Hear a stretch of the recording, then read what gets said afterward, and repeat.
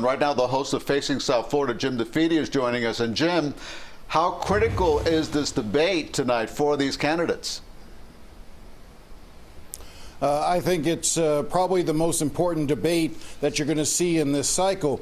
We're used to having 3 debates, which we're going to have in the presidential race, and that the second and third debates build in importance. But I'll tell you, with the way voting is going now, with so much on early voting and mail-in voting, that I think this first debate is critical, and I think it's especially important for Donald Trump. I think he needs to change the narrative, and this is perhaps his last best chance to change the direction of this race, because he's behind in almost every poll that you sort of see. He's also trailing in a number of states that he had won in 2016. Now, I know polling is not the end-all be-all, but even the Trump campaign, you can get the sense that they know they need to change up, and this is going to be their opportunity to do it, is during tonight's debate.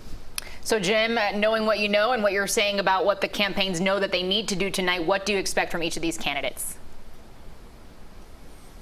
Well, let's start with Donald Trump. I think that what Donald Trump will talk about is the economy, because he always tends to fare a little bit better with voters when it comes to his handling of the economy, although not as wide a margin as he had early on. I think that you're going to see him try to stay away from issues related to the coronavirus, except to say that he's done a great job with it. But I also expect that you're going to really see him try to swarm Biden, try to knock Biden as much off his game as possible by attacking him. I think you're going to see him bringing up the issue of Hunter Biden and some of the ethics challenges. I think that it's going to be sort of a full court press to make Joe Biden seem as if he's not up to the job of being president. You know, this is what Donald Trump has waited for, was this idea of the election not being a referendum on him, because he knows he doesn't fare well if it's a referendum on him. He wants it to be a comparison between him and Joe Biden, so he needs to make Joe Biden look as bad as possible. For Joe Biden, he needs to try to stay away from getting involved in too many entanglements